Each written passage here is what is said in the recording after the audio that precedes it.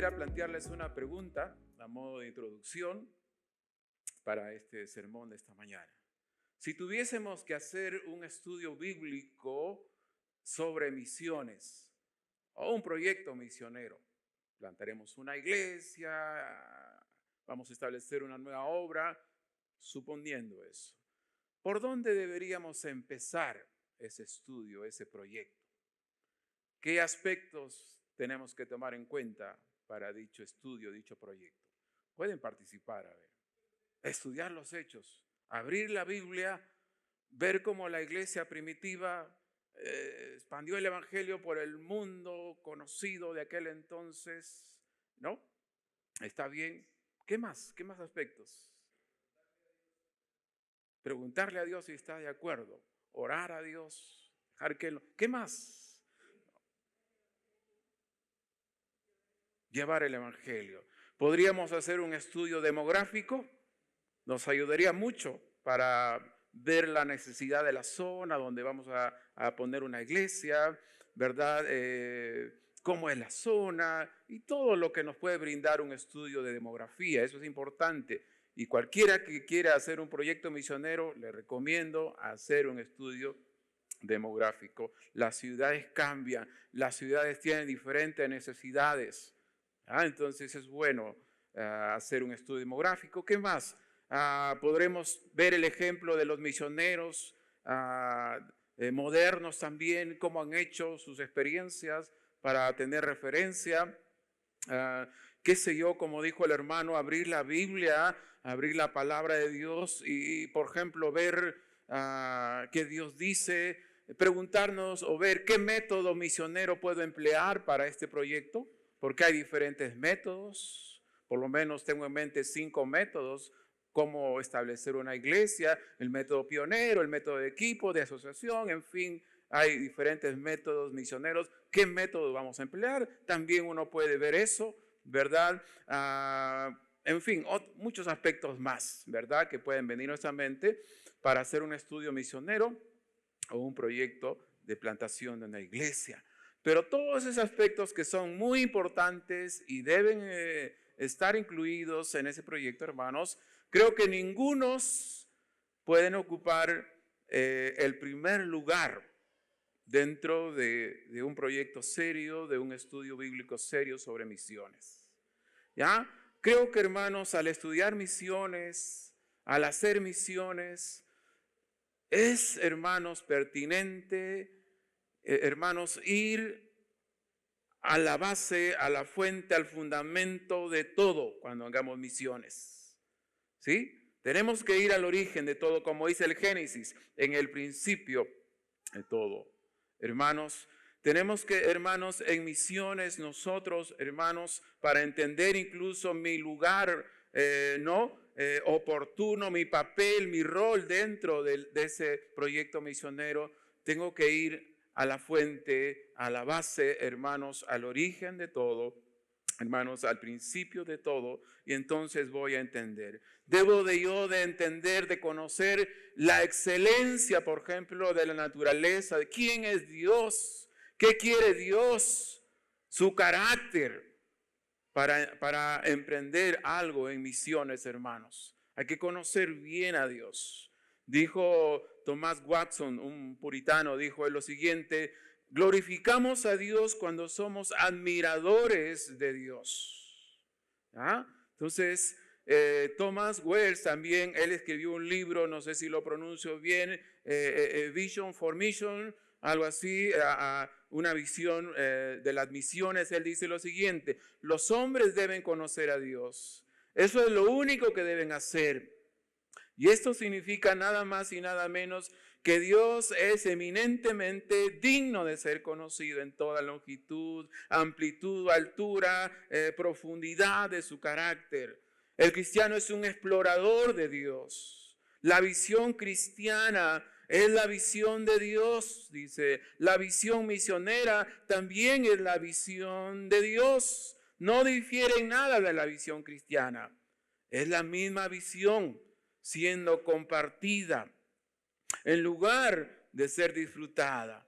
Es la misma visión siendo compartida, aunque los hombres no tengan un gusto natural por ella, pero Dios, hermanos, y tenemos la esperanza de que puedan gustar en un momento, hermanos, de Dios y ser admiradores de Dios, compartir la visión de Dios. Ese es el trabajo de las misiones, hermanos. Ponga atención a esta proposición sobre la cual voy a girar mi sermón en esta mañana, hermanos. Las misiones deben existir para hacer crecer la adoración a Dios a través de la alabanza de su gloria en los corazones de su pueblo. En una frase lo digo: tenemos que hacer misiones para la gloria de Dios. ¿Ya? Las misiones existen para glorificar a Dios.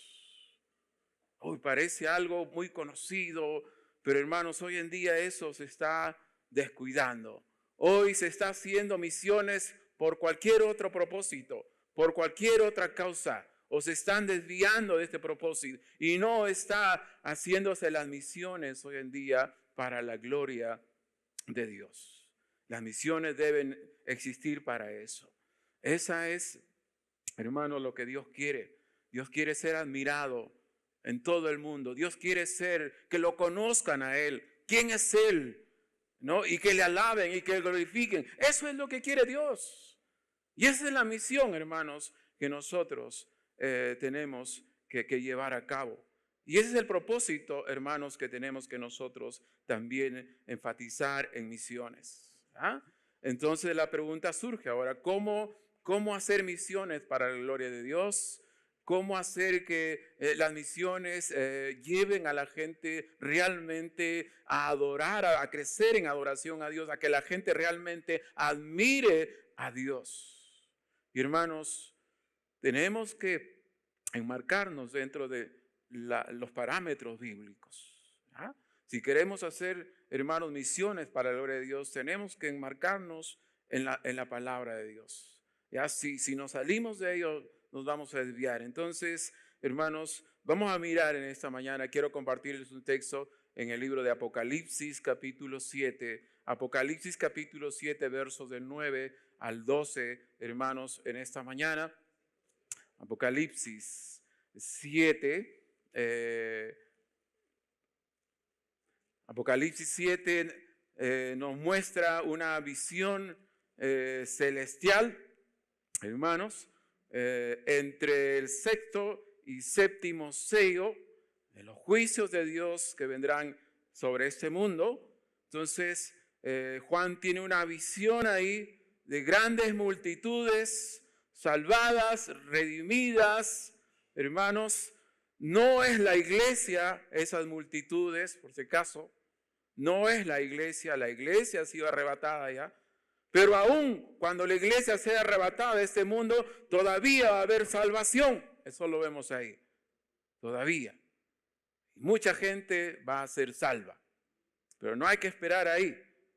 En esta mañana alguien nos está visitando. No tienes que esperar a ese tiempo. Ahora debes de arrepentirte y poner tu fe en Cristo. Pero todavía va a haber salvación. No es la iglesia ahí entre este sexto y séptimo sello, hermanos. Y Juan ve que esa multitud salvada, redimida, va a adorar a Dios. Se van a postrar y se van a sumar los ángeles y otros seres ahí y van a glorificar a Dios por la salvación. Pero es ahí donde uno puede desprender algunos parámetros, pautas, cómo hacer misiones que glorifiquen a Dios. Un buen texto, hermanos, para aprender nosotros ahí sobre misiones. Unas 3 pautas que vamos a sacar de ahí. Vamos a leerlo. Quiero leerlo. Apocalipsis 7, versos 9 al 12. Si ustedes quieren leer conmigo, adelante. ¿Ah? A la voz de 3. 2, 3. Después de esto miré, y he aquí una gran multitud, la cual nadie podía contar, de todas las naciones y tribus y pueblos y lenguas, que estaban delante del trono y en la presencia del Cordero, vestidos de ropas blancas y con palmas en las manos, y clamaban a gran voz diciendo: La salvación pertenece a nuestro Dios que está sentado en el trono y al Cordero.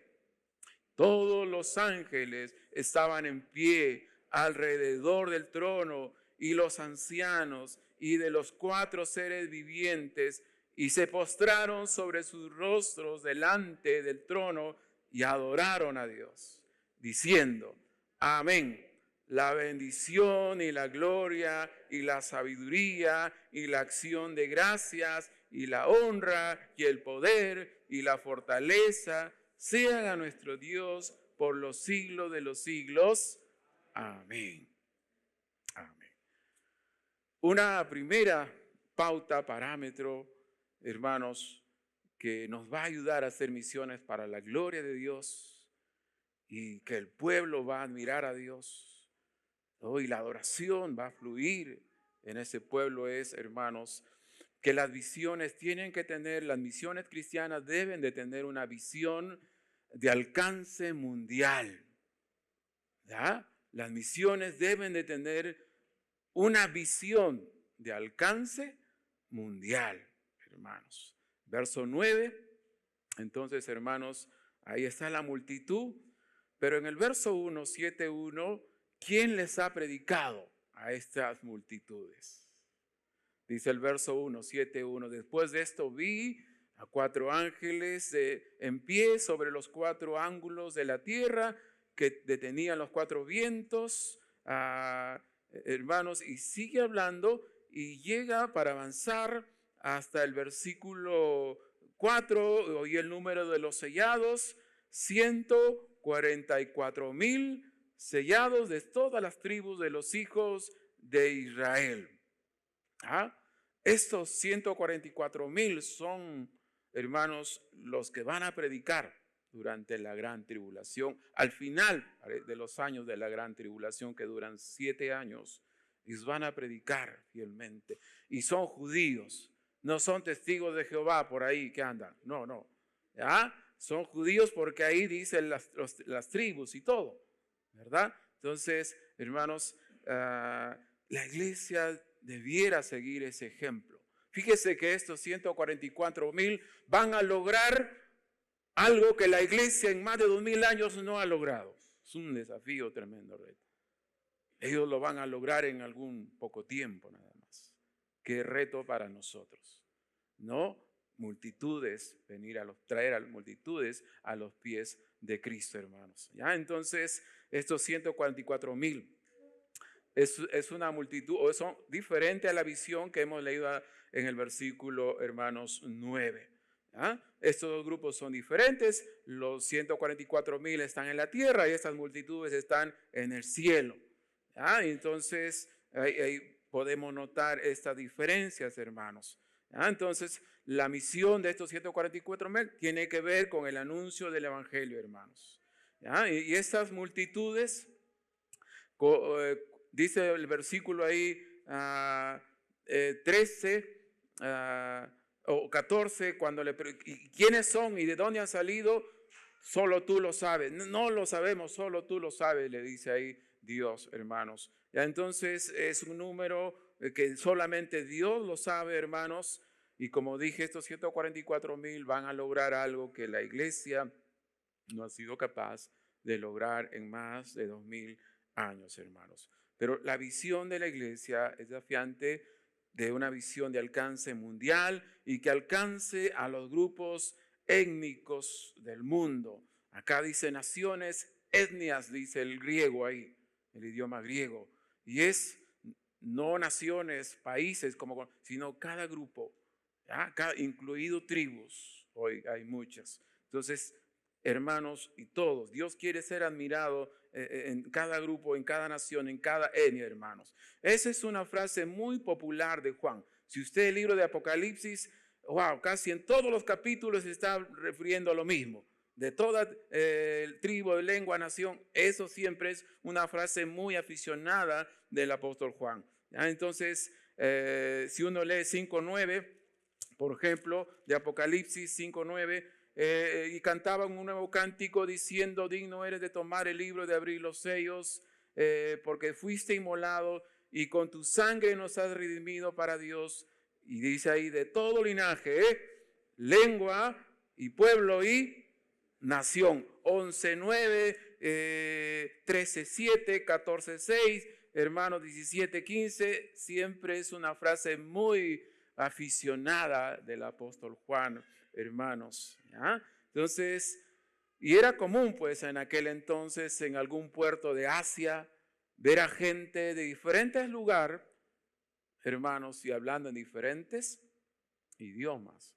Era muy popular, muy dable en aquel entonces estos hermanos. Y Juan siempre usa eso, una multitud, hermanos, cosmopolita y políglota, si uno quiere usar términos, hermanos, técnicos.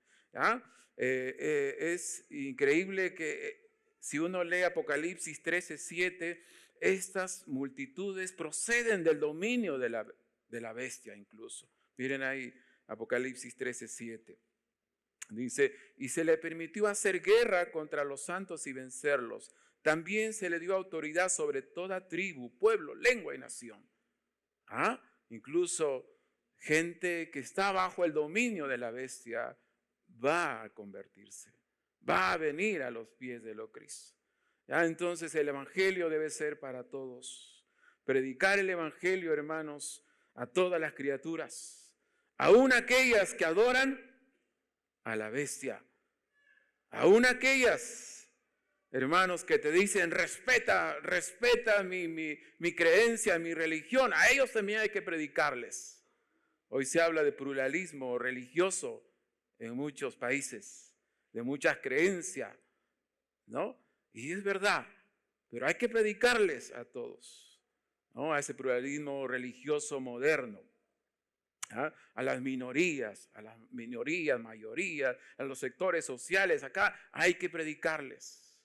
Miren, aquí esas multitudes proceden incluso de ese dominio del enemigo, pueden arrepentirse, pueden venir, hermanos, a los pies de Cristo.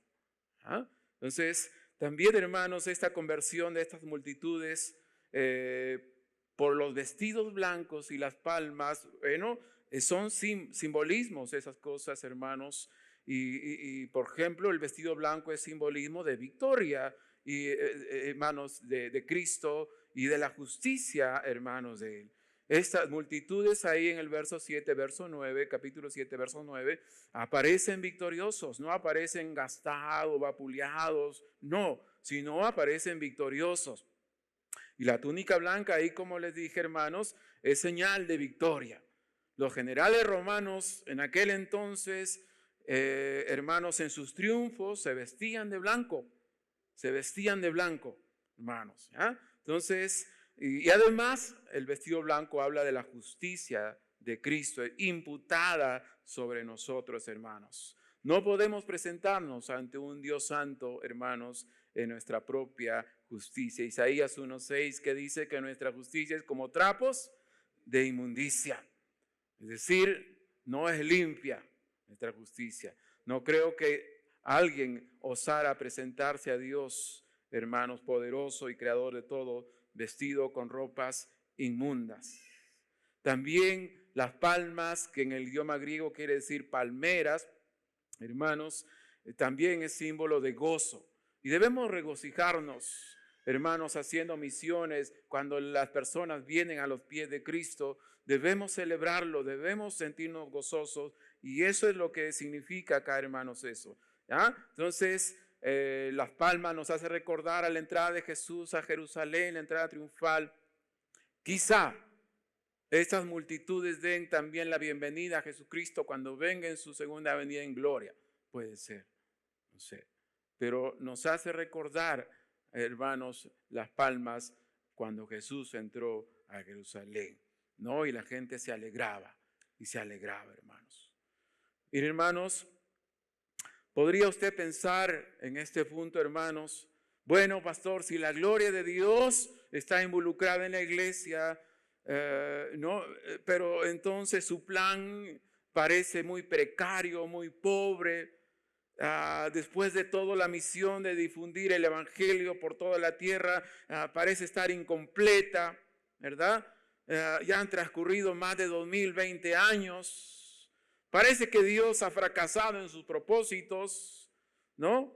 Hermanos, o que tal vez ha planificado mal algo irracional, o por qué no se están convirtiendo multitudes. ¿Qué pasa? Está frustrado el plan de Dios, pero si la gloria, esto es para su gloria, ¿no? De Dios, ¿por qué no funciona o por qué no se convierte en las multitudes? Podría venir un pensamiento así a nosotros, hermanos, pero no, hermanos, Dios no ha fracasado, hermanos, ¿ya? Como cristianos, ¿qué creemos de Dios nosotros? Que Dios es un Dios sabio, amén. Amén, Dios es un Dios sabio. Y eso significa que creemos en Él y que Él ha escogido el mejor plan, la mejor manera como Él se va a glorificar. ¿Verdad, hermanos? Entonces, Él tiene el plan perfecto. Hermanos, no hay que mejorarlo. No se puede mejorar el plan que tiene Dios, hermanos, donde Él quiere ser glorificado, admirado, conocido, adorado en el mundo entero, hermanos. La sabiduría de Dios significa que Él siempre elige lo mejor, hermanos, ¿ya? Y para cumplir sus propósitos, lo que Él tiene en mente, hermanos. Dios sabe la mejor manera y cómo Él puede ser glorificado, hermanos. Hermanos, nuestras iglesias tienen que tener un corazón misionero de alcance mundial, siguiendo el ejemplo de estos 144,000. Ese es un desafío, hermanos, para nosotros, ¿ya? La iglesia que tiene un corazón misionero es una iglesia que glorifica a Dios, amén. La iglesia que ama las misiones es una iglesia que está dando gloria a Dios. No importando el número, no importando el número. Iglesias pequeñas también pueden hacer misiones. ¿Ya? Yo procedo de una iglesia relativamente pequeña, mediana. Pero ahí cuando le dije, quiero ir a Colombia, más allá de la visita de mi esposa, quiero recorrer algunas ciudades. Varios hermanos dijeron, hago esta propuesta. Vamos a aportar cada uno esto, pastor. Y vaya, me llamó la atención. Y tiene razón un pastor el otro día me dijo, hay iglesias que en su economía no alcanzan para sostenerse ellas mismas. Pero el secreto está en que amen misiones y mejora su economía, incluso local. Entonces yo no sé, ese despertar en mi iglesia cuando le dije, misiones. Todos manos al bolsillo. Ay, vamos, pastor. Y hay iglesias que mejoran su economía local incluso cuando ponen en su corazón las misiones. He visto ese testimonio, hermanos. No importa el número, no importa la economía. Usted puede, hermanos, su iglesia puede, hermanos, amar e involucrarse a hacer misiones. Entonces, número uno, para hacer misiones que glorifiquen a Dios, para la gloria de Dios, tenemos que tener una visión siempre de alcance mundial. Dios quiere ser admirado en todo el mundo. Dios quiere ser, hermanos, que le reconozca, que le conozcan, que se postren todo el mundo, hermanos. Y nosotros tenemos que llevar, hermanos, esa misión compartida de Dios. Número dos, hermanos, las misiones cristianas para que glorifiquen a Dios deberían tener un enfoque, hermanos, escuche bien esto, un enfoque teológico por encima de las cifras, de los números, que a veces nos gustan mucho. ¿Ya? Las misiones cristianas hoy en día están descuidando mucho la teología, hermanos, por los numeritos que nos gustan. Hay mucho misionero pragmático hoy en día. ¿Ya? Hay misiones donde el pragmatismo está reinando. ¿Qué es el pragmatismo? Cifras, donde la iglesia enviadora le exige cada mes resultados. ¿Qué estás haciendo? ¿Cuántas almas? ¿A cuántos has evangelizado? A ver, wow, y el misionero está ahí. Y algunos adulteran cifras a veces. Eso es pragmatismo. Y el misionero no tiene tiempo para su relación con Dios, para predicar, para exponer la palabra de Dios, para dedicarse ahí. Y hermanos, y la teología hermanos, en las misiones es clave. ¿Qué mejor lugar que las misiones para exponer la Biblia? Amén, como dijo el pastor, para disertar buenos estudios de la palabra de Dios, hermanos. Pero entonces las misiones tienen que enfocarse ahí, hermanos, y no descuidar el enfoque de la teología. Porque dice acá el verso 10, y clamaban, dice ahí, estas multitudes a gran voz diciendo: la salvación pertenece a nuestro Dios, que está sentado en el trono, y al Cordero. Aquí hay teología abundante. Teología abundante. Número 1, la doctrina de la salvación. ¿Lo ven ahí?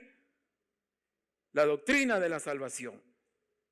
La soteria. Ahí. No que esos títulos le daban en aquel tiempo, hermanos, a los que liberaban ciudades, hermanos, las ciudades fanáticos, los ciudadanos fanáticos le decían Salvador a cualquier hombre que hacía algo por la ciudad, pero en el ámbito cristiano ese título de Salvador, hermanos, le pertenece solamente, hermanos, no a ningún emperador, sino al Señor Jesucristo, a nuestro Dios y a su Cristo, hermanos. Hermanos, la salvación, la doctrina de la salvación, hermanos, es nada de lo que nosotros podamos hacer humanamente puede contribuir, hermanos, a la salvación. Amén. Nosotros no podemos ganarnos nuestra salvación. La salvación no es por obras, hermanos. La salvación es un regalo, producto de la gracia de Dios, basado en los méritos ¿de quién? En los méritos de Cristo. Y solo, hermano, se recibe mediante la fe en la persona del Salvador, hermanos. Eso es lo que estamos viendo acá, hermano. La liberación, la salvación que Jesucristo ofrece, Él no ofrece que usted va a ser libre de sus problemas. ¿O sí? No, la salvación, hermanos, en Cristo no ofrece eso, hermanos, sino que más bien nos guía y nos conduce, hermanos, a veces a cualquier situación, incluso difícil, hermanos. La salvación, hermanos, o la vida cristiana, hermanos, en Cristo, es que Él nos ayuda y nos enseña a soportar cualquier clase de dificultad. Y nos ayuda a mantenernos firmes en tales situaciones, nos da la victoria en medio de la adversidad, hermanos. Entonces, esa es la doctrina. Lo que están diciendo acá, te pertenece, la salvación te pertenece a ti, Dios, y al Cordero. Están reconociendo ellos en victoria, y las salvaciones de ellos, hermanos, ellos no han ganado nada. Es interesante aquí que las multitudes están hablando en un solo idioma, ¿sí lo ven? En el cielo vamos a hablar un solo. ¿Cuál será, el inglés o el español?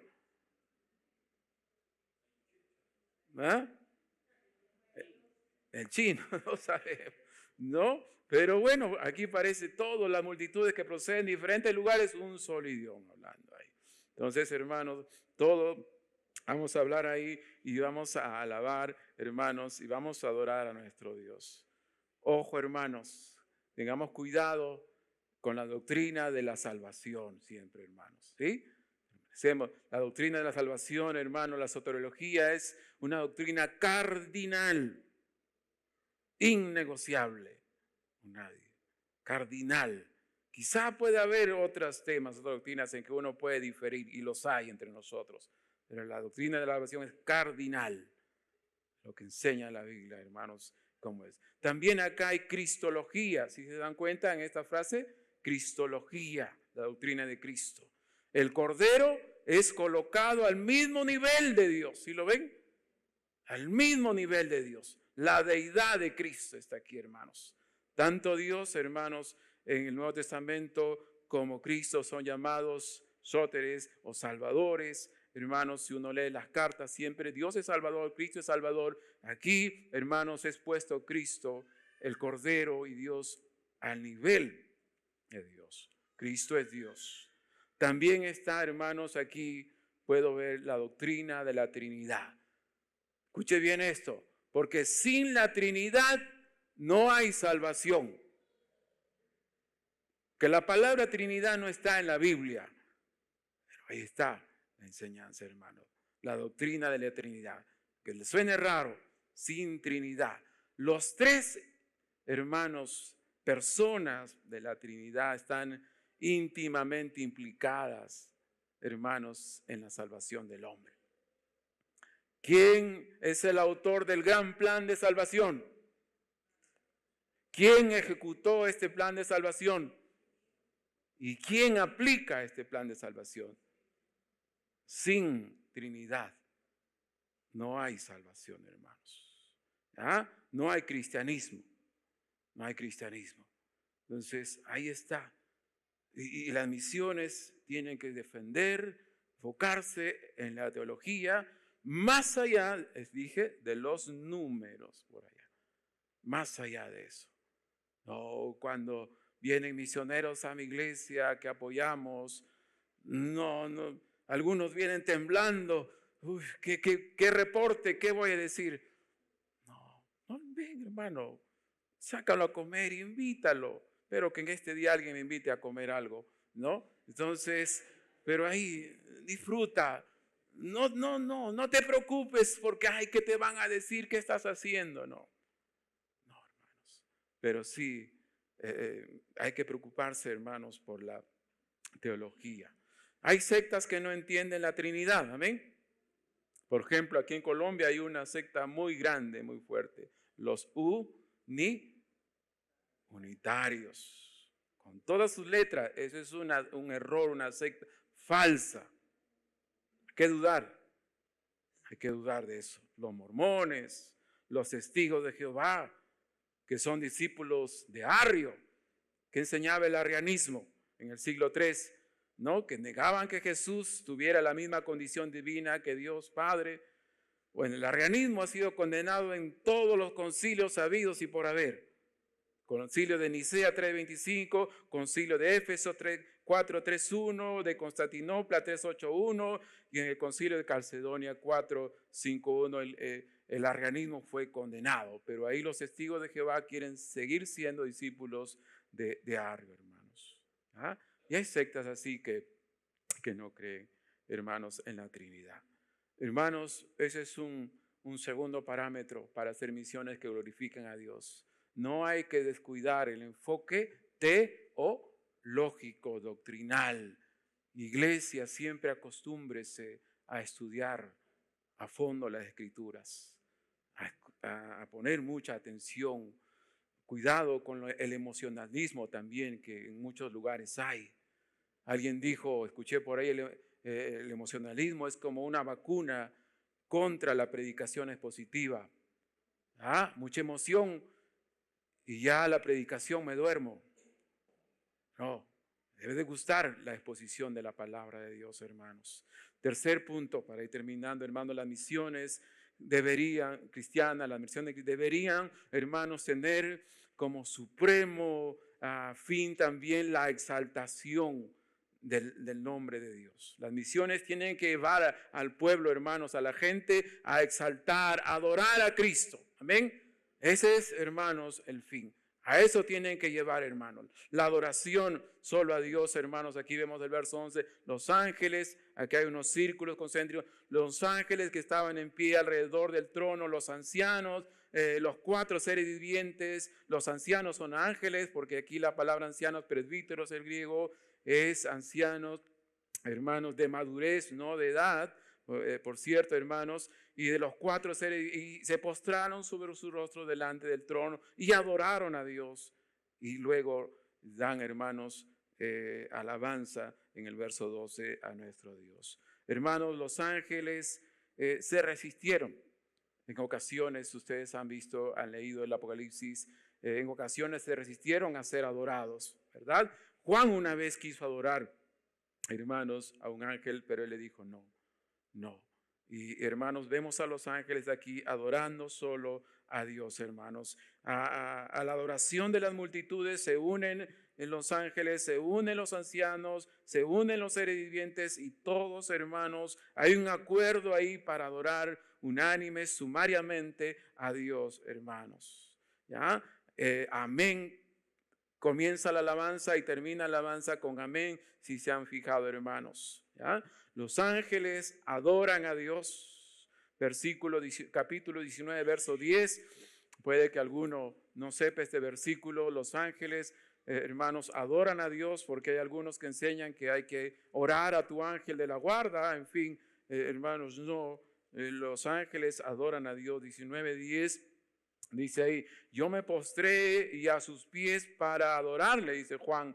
Y él me dijo: mira, no lo hagas. Yo soy consiervo tuyo y de tus hermanos que retienen el testimonio de Jesús. Adora a Dios, porque el testimonio de Jesús es el espíritu de la profecía.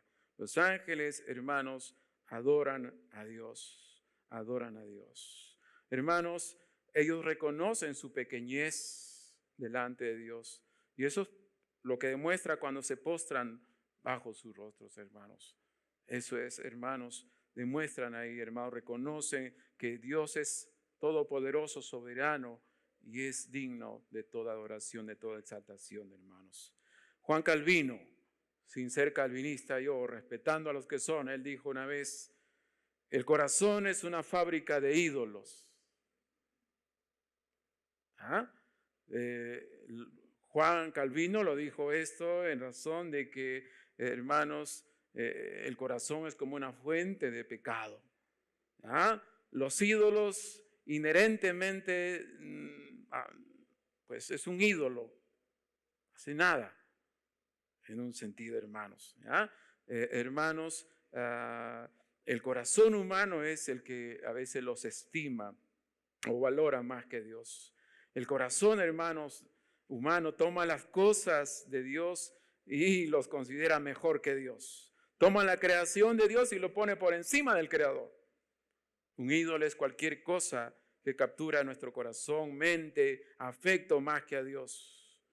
Nuestra tendencia natural es crear ídolos. Pero, hermanos, gracias al Evangelio que transforma vidas, hermanos, tengamos cuidado con nuestro corazón. Hermanos, debemos adorar solo ¿a quién? A Dios. Tengamos cuidado con los ídolos en nuestro corazón.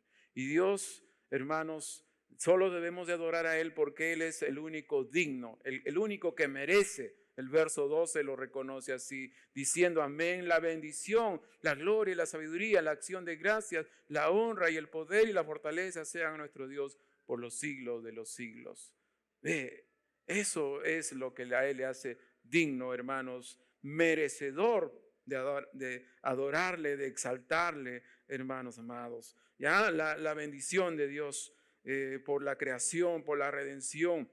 Hermanos, la gloria a Dios. Él es el Rey de Reyes, el Señor de Señores. La sabiduría, Él es la fuente de todo conocimiento, hermanos, de toda la verdad. La acción de gracias. Gracias por la salvación a Él, hermanos, el creador, el sustentador de todas las cosas. El honor, la honra, hermanos. Él es el único que merece ser adorado.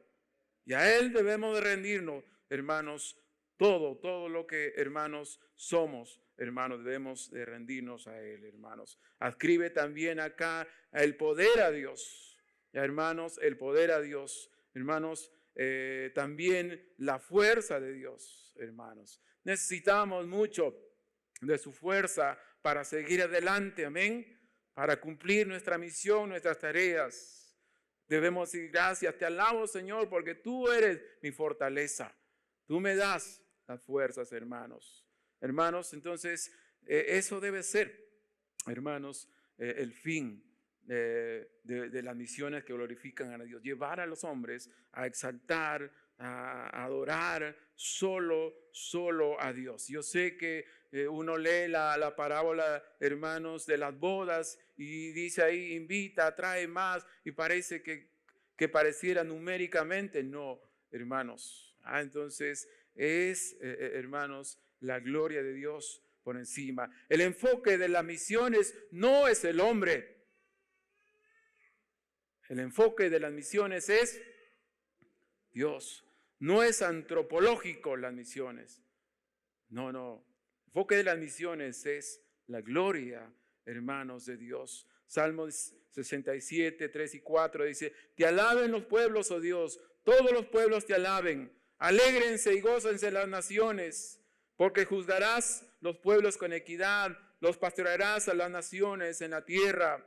96:3 de Salmos. Proclamad entre las naciones su gloria, en todos los pueblos sus maravillas. Salmo 97:1. Jehová reina, regocíjese la tierra, alégrense las muchas costas. Hermanos, para concluir, la pasión de Dios, hermanos, por su gloria, se revela en el gozo, hermanos, de su pueblo a través de la alabanza por su misericordia, hermanos. El verdadero poder de las misiones se muestra cuando el pueblo de Dios está enfocado en su pasión y meta, que es adorar, hermanos, a Dios. Os he dicho en esta mañana en una sola frase: hagamos misiones. ¿Para qué? Para la gloria de Dios. Para la gloria de Dios. El enfoque de las misiones es la gloria de Dios, no nosotros, no el hombre. Hermanos, y eso es la base de las misiones. Ese es el fundamento, ese es el principio. No descuidemos, hermanos. Os animo a seguir adelante aquí, hermanos, al pastor misionero aquí. Sigan adelante haciendo misiones para la gloria de Dios, hermanos. Que Dios os bendiga, hermanos. Muchas gracias. Pueden encontrarnos en la página web iglesiaagape.com o también en las redes sociales Iglesia Agape BGA. Estamos para servirles. Espero que de alguna forma ustedes puedan llegar a conocer el amor que sobrepasa todo amor, el amor de Dios, el amor ágape.